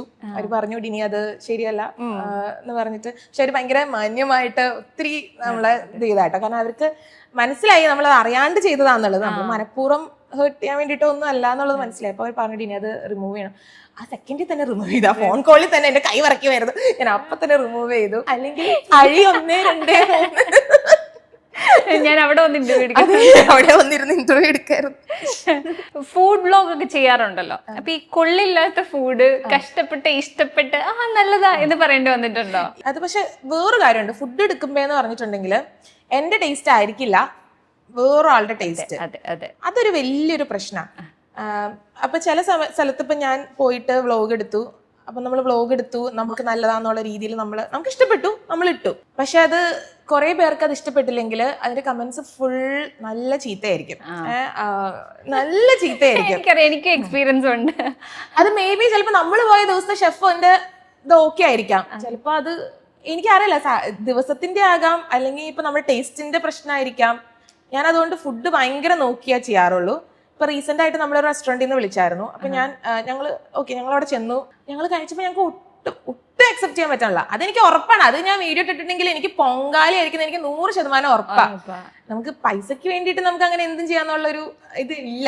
ഞാനത് 100% ശ്രദ്ധിക്കുന്ന ഒരാളാണ്. നമുക്ക് ചുമ്മാ തോന്നിവാസം അങ്ങനെ എന്തെങ്കിലും അറ്റ്ലീസ്റ്റ് 80% ആൾക്കാർക്കെങ്കിലും ഇത് റിലേറ്റ് ചെയ്യാൻ പറ്റണം. ഓക്കെ, ഞാൻ നല്ലതാന്ന് പറഞ്ഞാൽ ഒരു 80% ആൾക്കാർക്കെങ്കിലും ഇഷ്ടപ്പെടണം. അപ്പൊ അങ്ങനെ ഞാൻ പോയപ്പോ അവരോട് ഞാൻ പറഞ്ഞു എന്നോട് ഒന്നും തോന്നരുത്, എനിക്കത് ഒട്ടും അക്സെപ്റ്റ് ചെയ്യാം. അത്യാവശ്യം നല്ല റെസ്റ്റോറന്റ് ആണ്, അത്യാവശ്യം നല്ല ആംബിയൻസ് ഒക്കെയുള്ള റെസ്റ്റോറന്റ്. ഞാൻ പറഞ്ഞു നമുക്കത് പറ്റില്ല എന്ന് പറഞ്ഞു. അപ്പൊ അവരെന്നോട് പറഞ്ഞു ഓക്കെ ഇനി കുഴപ്പമില്ല. ചില സമയത്ത് നമുക്ക് ഫുഡ് നല്ലോണം ഇഷ്ടപ്പെടും, പക്ഷെ ഒരുപാട് സാധനങ്ങൾ അവർ നമുക്ക് ട്രൈ ചെയ്യാൻ തരൂലേ? അപ്പൊ ഇത് കഴിച്ചു തീർക്കാൻ പാടുപെട്ടിട്ടുണ്ടോ? ഞാൻ സത്യം പറഞ്ഞിട്ടുണ്ടെങ്കിൽ ഫുഡ് എല്ലാം ടേസ്റ്റ് ചെയ്യാറ് മാത്രമേ ഉള്ളൂ. നമ്മളിപ്പോ ഫുഡിന്റെ വീഡിയോ എടുക്കാൻ പോകുമ്പോൾ പറഞ്ഞാൽ നമുക്ക് റിസോർട്ട്സിലൊക്കെ പോകുമ്പോഴേക്കാണെങ്കിൽ നമ്മുടെ ടേബിൾ ഫുൾ ഞാൻ നിരത്തി വെച്ച് തരും. ഞാൻ ഒരു ഫുഡിയാണ്, പക്ഷെ ഞാൻ ഫിനിഷർ ഫുഡി അല്ല. എല്ലാം ഇങ്ങനെ ടേസ്റ്റ് ചെയ്യും, ആസ്വദിക്കും. എൻ്റെ വയറ് ഫുള്ളായി കഴിഞ്ഞാൽ അപ്പം തന്നെ നമ്മളവിടെ സ്റ്റോപ്പ് ചെയ്യും. പിന്നെ അത് ഫിനിഷ് ചെയ്യാനായിട്ട് എൻ്റെ ചുറ്റും ആൾക്കാരുണ്ട്, അതുകൊണ്ട് അവരത് ഫിനിഷ് ചെയ്തോളും. അഡ്വഞ്ചർ ആക്ടിവിറ്റീസ് ഒത്തിരി ചെയ്തിട്ടുണ്ട്, ഇൻക്ലൂഡിങ് സ്കൈ ഡൈവിങ്. അതിനെപ്പറ്റി നമുക്ക് അടുത്ത് വരാം. അപ്പൊ അങ്ങനെ ചെയ്യുന്ന സമയത്ത് ഇല്ലാത്ത ധൈര്യം ഫേക്ക് ചെയ്തിട്ടുണ്ടോ? തീർച്ചയായിട്ടും. ചോദ്യം. അയ്യോ, എനിക്ക് സ്കൈ ഡൈവിങ് പറഞ്ഞാലേ ഞാൻ ചെയ്ത ഏറ്റവും 2 മെയിൻ ആക്ടിവിറ്റി, ഒന്ന് സ്കൈ ഡൈവിങ്, പിന്നെ നമ്മുടെ സ്ക്യൂബ ഡൈവിംഗ് ആയിരുന്നേ. സ്കൈ ഡൈവിങ് ഫസ്റ്റ് ചെയ്തേ. അത് ഈ പറഞ്ഞ പോലെ അത് ചെയ്യാൻ വേണ്ടി ഇരുന്നതല്ല. പക്ഷെ ഞാൻ ഇങ്ങനെ ദുബായ് പോവാണെന്ന് പറഞ്ഞപ്പോ എന്റെ ഹസ്ബൻഡിന്റെ ബെസ്റ്റ് ഫ്രണ്ട് ഒരു ചേട്ടൻ പറഞ്ഞു, എടി നീ പോവാണെങ്കിൽ നീ അത് ചെയ്തേ പറ്റും. അപ്പൊ അതിന് 60,000 രൂപ ചാർജ് ഉണ്ടേ. ഞാനിങ്ങനെ ബഡ്ജറ്റ് വെച്ചപ്പോ 60,000 രൂപ എക്സസ് ആണ്, എൻ്റെ കയ്യിൽ ഇല്ല അത്രയും. അപ്പൊ ഞാൻ പറഞ്ഞില്ല ചേട്ടാ, ഞാൻ നെക്സ്റ്റ് ടൈം പോകുമ്പോൾ ഞാൻ ചെയ്തോളാം പറഞ്ഞു. അപ്പൊ പുള്ളി പറഞ്ഞു നീ അത് പോയി എന്തായാലും ചെയ്യുന്ന പുള്ളി എനിക്ക് ബുക്ക് ചെയ്ത് തന്നു. അങ്ങനെയാണ് നമ്മൾ പോയത്. അപ്പൊ ഞാൻ മനസ്സിലാക്കുന്നത് ദൈവമേ 3000 അടി മോളിന്ന് ചേർന്ന് ഈ പുള്ളിക്ക് എന്നെ കൊല്ലാനാണോ, വേറെ പണിയൊന്നുമില്ലേ? അപ്പൊ ഞാൻ അങ്ങനെ ഭയങ്കരമായിട്ട് സ്കൈ ഡൈവിങ് ചെയ്യണം അങ്ങനെ വിചാരിച്ചു പോകണ ഒരാളെ എല്ലാവരും. അപ്പൊ അങ്ങനെ അവിടെ പോയി. അപ്പൊ ഞങ്ങൾക്ക് ഫേക്ക് ചെയ്തല്ലേ പറ്റുള്ളൂ. പുള്ളി എന്തായാലും ബുക്ക് ചെയ്തു, 60,000 രൂപ പോവുകയും ചെയ്യില്ല അല്ലെങ്കിൽ. അങ്ങനെ നമ്മള് അവിടെ പോയിട്ട് ചെയ്തു. പക്ഷെ അതൊരു ലൈഫ് ടൈം എക്സ്പീരിയൻസ് ആയിരുന്നു. നമ്മൾ ഒറ്റയ്ക്ക് ചാടണ്ടാവല്ലോ, ബാക്കിൽ ഒരാൾ നമ്മുടെ കൂടെ ചാടും. അതൊരു വലിയ ഹെൽപ്പാണ്. പക്ഷെ സ്റ്റിൽ അത് ഭയങ്കര ഒരു നല്ല എക്സ്പീരിയൻസ് ആയിരുന്നു. ലാസ്റ്റ് കരഞ്ഞോ? അത് കരണെന്ന് വെച്ചാൽ നമ്മുടെ കണ്ണിലേക്ക് ഭയങ്കരമായിട്ട് ഈ കാറ്റടിക്കും. അപ്പൊ നമ്മുടെ കണ്ണിങ്ങനെ നിറഞ്ഞോളൂ. അല്ല, നമ്മള് മേളിൽ ചെല്ലണവരെ നമുക്ക് പേടി വരുള്ളൂ, പിന്നെ ചാടിയല്ലേ പറ്റുള്ളൂ. പിന്നെ ഒരു തിരിച്ചു പോക്കില്ല. പിന്നെ നമ്മൾ ഫ്ലൈറ്റിൽ പോകുമ്പോ ആ. നമ്മുടെ മനസ്സിൽ ഇതൊക്കെ എന്ത് ഇതിനകത്ത് ചാടിയ ആളല്ലേ ഞാൻ എന്നുള്ളത് നമുക്ക് വരും. ഭയങ്കര പ്രൗഡ് ഫീലിംഗ്. കല്യാണം കഴിച്ചാന്ന് കുഞ്ഞുങ്ങളുണ്ടെന്ന് നമുക്ക് എല്ലാവർക്കും അറിയണമെന്നില്ല. DMs പ്രപ്പോസൽസ് വന്നിട്ടുണ്ടോ? അതൊക്കെ എങ്ങനെയാ ഹാൻഡിൽ ചെയ്യുന്നത്? ഹസ്ബൻഡിനെ കാണിച്ചു കൊടുക്കുമോ? ഇല്ല, ഞാനിങ്ങനെ ചിരിച്ചെന്തെങ്കിലും സ്മൈൽ ഇട്ടിട്ട്, പക്ഷെ അവർക്ക് തന്നെ 2 ദിവസം കഴിയുമ്പോ ചിലപ്പോ മനസ്സിലാവും കേട്ടോ. അപ്പൊ അവര് പറയാം അയ്യോ കല്യാണം കഴിഞ്ഞതായിരുന്നു. ഒന്ന് ഞാൻ ഈ പെരുമ്പാവൂർ, എന്റെ പേര് ഡിനി എൽദോ എന്നാണ്. എൽദോ എന്ന് പറഞ്ഞിട്ടുണ്ടെങ്കിൽ നിങ്ങൾക്കറിയാം ഈ കോതമംഗലം റീജിയനിലുള്ള നമ്മൾ കൊണ്ടുപോയി കല്ലിട്ടിട്ടുണ്ടെങ്കിൽ ഒന്നിലൊരു ബേസിൽ അല്ലെങ്കിൽ എൽദോയുടെ തലയിലായിരിക്കും വീഴുന്നതെന്ന് പറയും. അത്രയും കോമൺ നെയിമാണ്. അപ്പൊ എന്റെ പേര് കേൾക്കുമ്പോൾ തന്നെ അറിയാം ഞാനൊരു ജാക്കബൈറ്റ് ആണ്. അപ്പൊ നമുക്ക് കുറെ ജാക്കബൈറ്റ്സ് ഒക്കെ നമുക്ക് മെസ്സേജ് അയക്കും, ഡിനി. ശരി. ജാക്കബൈറ്റ് ആണെന്ന് അറിയാനുള്ള ഏറ്റവും വലിയ മാർഗ്ഗം അതാണ്, ഡിനി എൽദോ. അപ്പൊ എൽദോ എന്ന് പറഞ്ഞാൽ ജാക്കബൈറ്റ് വരും. അപ്പൊ ചിരി വരും. ഹസ്ബൻഡോട് പറയാറുണ്ടോ? പിന്നെ പുള്ളിയോട് പറയാറുണ്ട്. ഹസ്ബൻഡായിട്ടുള്ള കല്യാണം എങ്ങനെ? അറേഞ്ച് മാരേജ് ആയിരുന്നോ? അല്ല, ഞങ്ങളുടെ ലവ് മാരേജ് ആയിരുന്നു.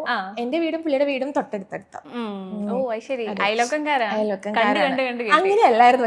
പക്ഷെ ഫേസ്ബുക്ക് വഴി സ്നേഹിച്ച് കല്യാണം കഴിച്ച ടീംസ് ആണ്. പുള്ളി MD ചെയ്യുമായിരുന്നു. തൊട്ടടുത്ത വീട്ടിലെ ആളെ ഫേസ്ബുക്ക് തൊട്ടടുത്ത് ഒരു 3 കിലോമീറ്റർ അത്രയുണ്ട്. പുള്ളി PG പഠിക്കുന്ന സമയത്ത് ഞാൻ +2 പഠിക്കുമായിരുന്നു. അപ്പൊ ഞങ്ങൾ ഇങ്ങനെ അന്ന് ഫേസ്ബുക്ക് ആയിരുന്നു മെയിൻ.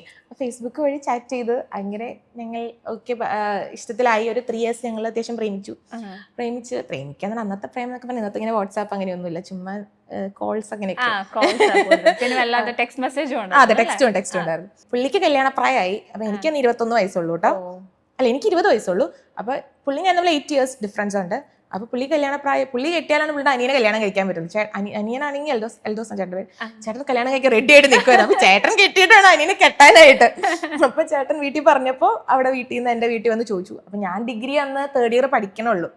അപ്പൊ ഞാൻ വിചാരിച്ചു എന്റെ പപ്പ പറയും ഓക്കെ ഇത് നടക്കില്ല എന്നൊക്കെ പറയുന്നത്. പക്ഷെ എന്താണെന്നറിയില്ല, അവര് വന്ന് ചോദിച്ചപ്പോ, കാരണം ഒന്ന് ഫാമിലി വൈസ് എല്ലാവർക്കും അറിയാം നല്ല ആൾക്കാർ. അപ്പൊ മേ ബി എന്റെ പപ്പ ചിന്തിച്ചായിരിക്കും ഓക്കെ ഇതിനെ കൊണ്ട് കെട്ടിച്ചിട്ടുണ്ടെങ്കിൽ അവള് സേഫ് ആയിട്ട് ഇരിക്കുന്നത് തോന്നിയതുകൊണ്ട് പപ്പ പിന്നെ എന്റെ പ്രായമൊന്നും നോക്കിയില്ല. പപ്പ പറഞ്ഞു ഓക്കെ കെട്ടിക്കോളാൻ പറഞ്ഞു. എന്റെ കല്യാണം വരെയുള്ള പ്രായം എന്ന് പറഞ്ഞിട്ടുണ്ടെങ്കിൽ 20 വയസ്സെന്ന് പറഞ്ഞിട്ടുണ്ടെങ്കിൽ ജയിൽ ജീവിതമായിരുന്നു. എന്റെ പപ്പ ഒരു ടെററായിരുന്നു. പുള്ളിയിൽ അൾട്രാ പേട്രിയാർക്കി മനുഷ്യനായിരുന്നേ. എന്നെ അനക്കൂല, എന്റെ മമ്മീനെ അനക്കൂല. പക്ഷെ മമ്മി അതിനകത്ത് ഓക്കെയാ, മമ്മി ഹാപ്പിയാ. കാരണം മമ്മി പണ്ട് മുതലേ ഭർത്താവ് പൂജിച്ച് പുള്ളിക്കാരി അതിനകത്ത് ഓക്കെ ആയിരുന്നു. ഞാനും അത് കണ്ടുകൊണ്ട് നമുക്കും അപ്പൊ റിയാലിറ്റി നമ്മൾ പൊട്ടക്കിണറ്റിലെ തവളയായിരുന്നു. 20 വയസ്സ് വരെ ഞാനും വിചാരിച്ചത് ഓക്കെ ഇതാണ് ജീവിതം, മമ്മി പോലെ അടിമയായിട്ട് ജീവിക്കാം, അങ്ങനെയൊക്കെ. പപ്പ പാവാട്ടോ. പക്ഷെ 21ാമത്തെ വയസ്സിൽ പുള്ളിയെ കല്യാണം കഴിച്ചതിന് ശേഷമാണ് ഞാൻ എന്താണ് ലോകം, ഇത്ര വിശാലമായതാണ് ലോകം. അതുകൊണ്ട് എന്നോട് ആരെങ്കിലും കല്യാണം കഴിച്ചാൽ നല്ലതാണെന്ന് വെച്ചാൽ ഞാൻ പറയും നല്ലതാണ്, ഇങ്ങനെ ഒരാളെയാണ് കിട്ടുന്നതെങ്കിൽ. അതെ, അതൊന്ന് നമ്മൾ ശ്രദ്ധിക്കുക. പാർട്ട്ണർ നല്ലതാണെങ്കിൽ കല്യാണം കഴിച്ചുള്ള ലൈഫാണ് ഏറ്റവും നല്ല ലൈഫ്. എന്റെ മദർ ഇൻ ലോ ആണെങ്കിലും ഭയങ്കര സപ്പോർട്ടീവ് ആണ്, ഭയങ്കര അൾട്രാ ഫെമിനിസ്റ്റ് ആണ് എന്റെ മമ്മി. എന്റെ പപ്പയും ചേട്ടന്റെ മമ്മിയും ഭയങ്കര അടിയാണ്. ഒരാൾ അൾട്രാ പേട്രിയാർക്കി, ഒരാൾ അൾട്രാ ഫെമിനിസ്റ്റ്. അവര് തമ്മിൽ രസമുള്ള വഴക്കാണ്. അങ്ങനെ. അപ്പൊ ഇങ്ങനെ മമ്മി എന്നോട് ഇങ്ങനെ വന്ന വഴി തന്നെ ഫസ്റ്റ് നൈറ്റ് ഞാൻ ആ വീട്ടിലേക്ക് വന്ന ആദ്യത്തെ ദിവസം എന്റെ മമ്മി, ആ ചേട്ടന്റെ മമ്മി എന്നോട് പറഞ്ഞത്, ഒരു കാരണവശാലും ചേട്ടൻ ഏലിയാസ് എന്നാട്ടോ പേര്, ഏലിയാസ് കൈ പൊക്കാൻ സമ്മതിക്കരുത്. അങ്ങനെ വല്ല കൈ പൊക്കിയിട്ടുണ്ടെങ്കിൽ ആ കയ്യിൽ അങ്ങോട്ട് കേറി പിടിച്ചോളാം. സ്വന്തം മോനെ പറ്റി അമ്മ എന്നോട് പറഞ്ഞതാണ്. നാത്തൂന് ഒരാളുണ്ടല്ലോ, നിങ്ങള് ഭയങ്കര കണക്റ്റഡ് ആണ് അല്ലേ? ഞാൻ കുറെ കാര്യങ്ങളിൽ ഞാൻ ഭയങ്കര മടിച്ചിയാണ്. അത് ഞാൻ ആകെ എന്റെ ജീവിതത്തിൽ പാഷനേറ്റ് ആയിട്ട് ചെയ്യുന്ന കാര്യം തന്നെ വ്ളോഗിങ് മാത്രമേ ഉള്ളൂ, ഈ കണ്ടന്റ് ക്രിയേഷൻ മാത്രമേ ഉള്ളൂ കേട്ടോ. അല്ലാണ്ട് ഇപ്പൊ എനിക്ക് പിള്ളേരെ നോക്കാൻ മടിയാ, പിള്ളേർക്ക് ഫുഡ് ഉണ്ടാക്കി കൊടുക്കാൻ മടിയാ. ചിലപ്പോ ഇത് എനിക്കറിയില്ല ട്രോളാവോന്ന് വിശ്വസിച്ച് എനിക്ക് അതിനൊക്കെ ഭയങ്കര മടിയുള്ള കാര്യം. എനിക്ക് എന്താന്ന് അറിയില്ല, എനിക്ക് ഒരു സാധനത്തിൽ 100% അങ്ങ് ഇട്ടാ പിന്നെ എനിക്ക് വേറെ പല കാര്യങ്ങളിൽ ഫോക്കസ് ചെയ്യാനായിട്ട് ഇച്ചിരി പാടാം. പറ്റില്ല. ഞാൻ അങ്ങനെ ഉത്തമ പത്നിയൊന്നുമല്ല. അപ്പൊ പുള്ളി 3 നേരം പുള്ളി ഫുഡ് കഴിച്ചോന്ന് വിളിച്ചു നോക്കുക, അങ്ങനത്തെ ഇടപാടൊന്നും എനിക്കില്ല. അപ്പൊ പക്ഷെ അതിന്റെ ആ ഒരു സൈഡ് ഭയങ്കരമായിട്ട് മേക്കപ്പ് ചെയ്യുന്ന ഒരാളാണ് ഫിൽഡ. ഒരു ആർക്കിടെക്റ്റ് ആണ്.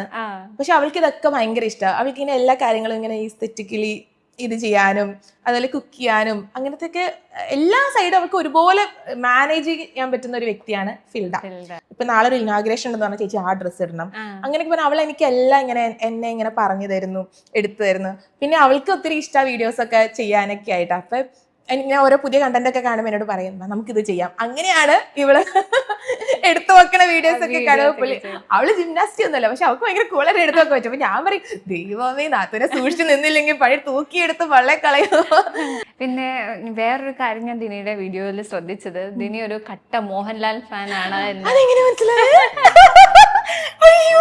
വീഡിയോ ചെയ്തിട്ടുണ്ടല്ലോ, അതിനകത്ത് പറഞ്ഞിട്ടുണ്ട് ഒരു കട്ട മോഹൻലാൽ ഫാൻ ആണ്. ശരിയാ, എന്റെ ഏറ്റവും വലിയ സ്വപ്നം ലാലേട്ടനെ ഒന്ന് നേരിട്ട് കാണണം എന്നുള്ളതാണ്. ഇതുവരെ കാണാൻ പറ്റിയിട്ടില്ല, എപ്പോഴെങ്കിലും കാണാനുള്ള ഒരു അവസരം കിട്ടൂലേ? ഫോട്ടോ എടുക്കണം ഭയങ്കര ആഗ്രഹം. ഈ വീഡിയോ എങ്കിലും ആരെങ്കിലും ഒക്കെ ഒന്ന് ഷെയർ ചെയ്ത് എന്നെ ലാലേട്ടന്റെ അടുത്ത് എത്തിക്കും.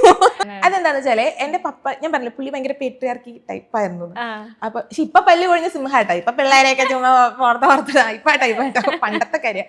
അപ്പൊ പുള്ളീനെ നാട്ടിലൊരു വിളിപ്പേരുണ്ടായിരുന്നു, മംഗലശ്ശേരി നീലകണ്ഠന്. പുള്ളി ഈ മറ്റു നമ്മുടെ ആ സിനിമയില്, ഈ ദേവാസുര സിനിമയില് ലാലേട്ടന്റെ ഇങ്ങനെ അടി ഇടി അങ്ങനെയൊക്കെ. അപ്പൊ പണ്ടത്തെ ആ ഒരു സെറ്റപ്പ് ആയിരുന്നു പുള്ളി, നാട്ടിലെ ഒരു ഡോൺ ആയിരുന്നു പുള്ളിയെ. അപ്പൊ പുള്ളിനെ എല്ലാരും ഇരട്ടപ്പേര് വിളിച്ചോണ്ടിരുന്നത് മംഗലശ്ശേരി നീലകണ്ഠനായിരുന്നു. അയ്യോ അതല്ല, അതെ അതെ, ചുമ്മാ ഒരു ഇങ്ങനെ ഫ്രണ്ട്സിന്റെ മുമ്പിൽ ഡോൺ കളിക്കുന്ന പരിപാടിയായിരുന്നു. അപ്പൊ അങ്ങനെ പപ്പേനെ അങ്ങനെ വിളിക്കുമായിരുന്നു. അപ്പൊ അന്ന് മുതലേ എനിക്ക് ആ സിനിമ ഭയങ്കര ഇഷ്ടമാണ്. എന്റെ പപ്പേനെ ഇരട്ടപ്പേര് വിളിക്കുന്ന ആ സിനിമയല്ലേ അതെന്നൊക്കെ പറഞ്ഞു. അപ്പൊ ഞാൻ കുഞ്ഞിലെ മുതലേ ഇങ്ങനെ ലാലേട്ടന്റെ ഇങ്ങനെ എല്ലാ സിനിമകളും ഞാൻ വിടാണ്ട് കാണുവേ. ഭയങ്കര ഭയങ്കര ഇഷ്ടമാണ് എനിക്ക് എന്റെ പപ്പേനെ. എനിക്ക് അങ്ങനെ റിലേറ്റ് ചെയ്യാൻ പറ്റുന്നേ. ഞാൻ പറഞ്ഞില്ല, പപ്പേനെ ഇരട്ടപ്പേര് വിളിക്കണോണ്ട് തന്നെ പുള്ളിനെ കാണുമ്പോ എന്റെ പപ്പ സ്ക്രീനിൽ വന്ന് നിൽക്കുന്ന ഒരു ഫീലാണ് എനിക്ക് കിട്ടുന്നത്. ഞാൻ ഇങ്ങനെ പറയാം, ചിലപ്പോൾ ക്രിഞ്ചായിരിക്കും, പക്ഷെ ഉള്ള കാര്യമാണ് കേട്ടോ. ഹൃദയപൂർവ്വം കണ്ടായിരുന്നോ ലേറ്റസ്റ്റ്? ഹൃദയപൂർവ്വം കാണാൻ പറ്റിയില്ല, അപ്പോഴേക്കും എല്ലാരും ലോകയാണല്ലോ എന്ന് പറഞ്ഞ് ലോക കാണാൻ പോയി. ഞാനൊരു പിശുക്കിയ ഫാനൊക്കെ വേറെ, പൈസ. ഞാൻ ആ വീഡിയോ ശ്രദ്ധിക്കാൻ കാരണം അതിനകത്ത് മറ്റേ ആന്റണി പെരുമ്പാവൂർ, സമീർ ട്രയോ. അപ്പൊ every trio has a duo എന്ന് പറഞ്ഞാൽ അത് റിലേറ്റ് ചെയ്ത രീതി അല്ലേ, എല്ലാവർക്കും പെട്ടെന്ന് കണക്ട് ചെയ്യാൻ വേണ്ടി. ഞാൻ ഭയങ്കരമായിട്ട് വാച്ച് ചെയ്യും ആരൊക്കെ ഫോളോ ചെയ്യുന്നുണ്ട്. ഞാൻ ആന്റണി പെരുമ്പാവൂര് ആരൊക്കെ ഫോളോ, ഞാൻ ഈവൻ മണികണ്ഠനെ എപ്പോഴും വിളിക്കുന്നത് എന്റെ ആന്റണി പെരുമ്പാവൂർ. നെഗറ്റീവ് കോമന്റ്സ് വരുമ്പോ ഇപ്പം കുറവാണെങ്കിലും ഇടയ്ക്കെങ്കിലും ഒക്കെ വരാതിരിക്കുമല്ലോ, ഇത് റീച്ച് ഉള്ള ഒരാളല്ലേ. അപ്പൊ അതെങ്ങനെയാ ഹാൻഡിൽ ചെയ്യുന്നേ? എന്റെ ഒരു കസിൻ ഓസ്ട്രേലിയയിൽ നിന്ന് വന്നപ്പോ അവളും ഞാനും കൂടി നമ്മുടെ കൂനൻകുരിശ് പള്ളി ഫോർട്ട് കൊച്ചിയില് മട്ടാഞ്ചേരിയില് പോയി. അപ്പൊ പള്ളിയുടെ ആർക്കിടെക്ചർ എനിക്ക് ഭയങ്കര ഇഷ്ടപ്പെട്ടു. അപ്പൊ ഞാൻ ഭയങ്കര രസം അതിന്റെ ആർക്കിടെക്ചറെ, അതൊരു ഈജിപ്ഷ്യൻ സംഭവമാണ്. അപ്പൊ എനിക്ക് കണ്ടപ്പോ തോന്നി, സ്പോണ്ടേനിയസ് ആയിട്ട് തോന്നി, എടാ ഇത് കൊള്ളാലോ, എടാ നമുക്കിത് വീഡിയോ എടുക്കാടാ, നല്ല റീച്ച് പോകും ഉറപ്പാന്ന് പറഞ്ഞു. മേ ബി ഒത്തിരി പേര് ഇട്ടിട്ടുണ്ടാവും, പക്ഷെ ഞാൻ വിചാരിച്ചു എന്റേതായ രീതിയിൽ ആർക്കിടെക്ചർ ഫോക്കസ് ചെയ്ത് കൊടുക്കാന്ന് ഓർത്തു. ഞങ്ങൾ ആ വീഡിയോ എടുത്തു, ഞങ്ങൾ ആ വീഡിയോ പോസ്റ്റ് ചെയ്തു. എനിക്കൊരു അബദ്ധം പറ്റി, ഞാൻ അതൊരു ക്രോപ്പ് ടോപ്പാണ് ഇട്ടായിരുന്നെ. ഞാൻ മാക്സിമം ട്രൈ ചെയ്യാറുണ്ട് എന്റെ ഡ്രസ്സിങ് മോഡസ്റ്റ് ആയിട്ട്. അത് മോഡസ്റ്റ് എന്ന് വെച്ചിട്ടുണ്ടെങ്കിൽ എനിക്ക് കംഫർട്ടബിൾ ആയിട്ടുള്ള രീതിയിൽ ഞാൻ സ്ലീവ്ലെസ് ഇടാറുണ്ട്, ക്രോപ്പ് ടോപ്സ് ഇടാറുണ്ട്, ഞാൻ ഷോർട്സ് ഇടാറുണ്ട്, എല്ലാം ഞാൻ ഇടാറുണ്ട്. പക്ഷെ ഈ പറഞ്ഞാൽ നമുക്ക് കംഫർട്ടബിൾ ആയിട്ടുള്ള രീതിയിൽ ഞാൻ ഇടാറുള്ളൂ. പക്ഷെ അത് ക്രോപ്പ് ടോപ്പ് ആയിരുന്നു. എന്നിട്ട് നമ്മളെ പള്ളിയുടെ വീഡിയോ ചെയ്തപ്പോ ഇങ്ങനെ കൈ എന്തോ എടുത്തപ്പോ ക്രോപ്പ് ടോപ്പ് ഇച്ചിരി പൊങ്ങി, പിന്നെ നേവലിച്ചിരി കണ്ടു. അപ്പോ അതിന്റെ അടിയിൽ, എന്നിട്ട് വീഡിയോ പോസ്റ്റ് ചെയ്തപ്പോ അതിന്റെ അടിയിൽ മൊത്തം ഇങ്ങനെ കുറച്ച് പ്രായമുള്ള ആൾക്കാരൊക്കെ വന്നിട്ട് റീച്ച് കിട്ടാനാണെങ്കിൽ ഇങ്ങനെ ചെയ്യേണ്ട ആവശ്യമുണ്ടോ? ഞാൻ 2 വർഷം വീഡിയോ ഇട്ടിട്ട് എനിക്ക് ആദ്യമായിട്ട് അങ്ങനെ ഒരു ഇത് തന്നെ. ഞാൻ 2 ലക്ഷം ഫോളോവേഴ്സിന് എനിക്ക് ദൈവം സഹായിച്ച് ഞാൻ ഉണ്ടാക്കിയത് ഒരിക്കലും ഇങ്ങനെ എന്റെ ബോഡി കാണിച്ചോ ഒന്നുമല്ല, നമ്മള് പ്രോപ്പർ ആയിട്ട് കണ്ടന്റ് കൊടുത്തിട്ടാണ്. അപ്പൊ എനിക്കത് കണ്ടപ്പോ എനിക്ക് ഇങ്ങനെ ഭയങ്കര സങ്കടം വന്നു. ഭയങ്കര വെൽക്കമിങ് ആയിട്ട് ഒരിക്കലും ഇനി ആ സ്ഥലത്തോട്ട് പോകണം, ഒരിക്കലും മറക്കില്ല, അങ്ങനെ എന്തെങ്കിലും അനുഭവം തന്ന സ്ഥലമുണ്ടോ? ഏറ്റവും ഇഷ്ടപ്പെട്ട ലൊക്കേഷൻ ഏതാ ഇത്രയും നാള് യാത്ര ചെയ്തതില്? മൂന്നാർ എനിക്ക് ഭയങ്കര ഇഷ്ടമുള്ള സ്ഥലമാണ്. എത്ര തവണ പോയാലും, അതായത് എനിക്ക് ഇപ്പൊ പണ്ടൊക്കെ ഞാൻ വർഷത്തിലൊരിക്കൽ മൂന്നാർ പോയേ പറ്റൂ എന്നുള്ള ഈ കോണ്ടന്റ് ക്രിയേഷൻ ഒക്കെ തുടങ്ങണേ മുന്നേ അങ്ങനെ ഒരു ഇതായിരുന്നു. ഇപ്പൊ എന്ന് വെച്ചിട്ടുണ്ടെങ്കിൽ മാസത്തിലൊരിക്കെങ്കിലും മൂന്നാർ പോയില്ലെങ്കിൽ സമാധാനം ഇല്ല എന്നുള്ള അവസ്ഥ. ചില ആൾക്കാരൊക്കെ പറയും മൂന്നാർ എന്നെ ഇപ്പൊ പോയി കാണാനല്ലേ, പക്ഷെ അങ്ങനെയല്ല. ഓരോ തവണ നമ്മൾ മൂന്നാർ ചെല്ലുമ്പോഴും നമ്മൾ പുതിയ കാര്യം കാണുന്നത്. ഞാൻ ഇതുവരെ കൊളുക്കുമല പോയിട്ടില്ല. ഇത്രയും മൂന്നാർ നമ്മൾ കവർ ചെയ്തിട്ട് ഞാൻ കൊളുക്കുമല, മീശമ്പൽ, പുലിമല ഇതുവരെ പോയിട്ടില്ല. കാരണം അത്രയും വേറെ സ്ഥലങ്ങളുണ്ട് കാണാനായിട്ട്. അതുപോലെ നമ്മുടെ കണ്ണൂർ സൈഡൊക്കെ മറ്റേ സുരങ്ക എന്ന് പറഞ്ഞ് കേട്ടിട്ടുണ്ടോ? സുരങ്ക അതുണ്ടല്ലോ, ഒരു തരം കിണറാണ്. അതായത് നമുക്കിങ്ങനെ നടക്കാൻ പറ്റും ആ കിണറിന്റെ ഉള്ളിൽ കൂടെ. നമ്മുടെ കേരളത്തിലുണ്ട്. അത് ഈ റെസ്പോൺസിബിൾ ടൂറിസത്തിന്റെ ഭാഗമായിട്ട് പോയപ്പോഴാണ് മനസ്സിലായി. നമ്മൾ അല്ലാണ്ട് ഇങ്ങനെ സംഭവം അങ്ങനെ കേട്ടിട്ടില്ല, അധികം അത്ര ഒരു പോപ്പുലാരിറ്റി അതിനില്ല.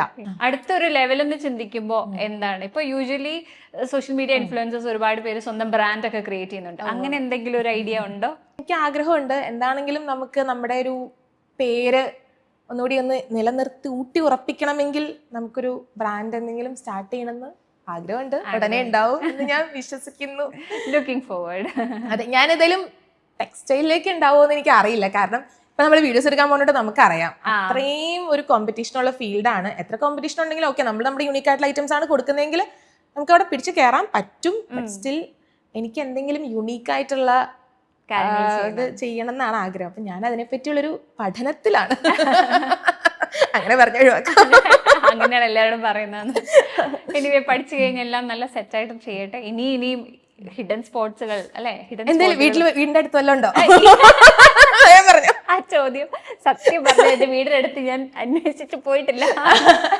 സത്യം നോക്ക്, നമ്മുടെ പഞ്ചായത്തിലുള്ള പോലെ നമുക്ക് അറിയത്തില്ല. അതൊക്കെ എനിക്ക് തോന്നുന്നു ദിനിയിലൂടെ ആയിരിക്കും ചിലപ്പോൾ ഞാനും അറിയാൻ പോകുന്നത്. അപ്പൊ അങ്ങനെ ഒരുപാട് ഏരിയകൾ കണ്ടുപിടിക്കാൻ പറ്റട്ടെ, ഒത്തിരി കോണ്ടന്റ് നമുക്ക് തരാൻ പറ്റട്ടെ അല്ലേ. Thank you so much for spending time with us. Thank you. All the best. Thank you.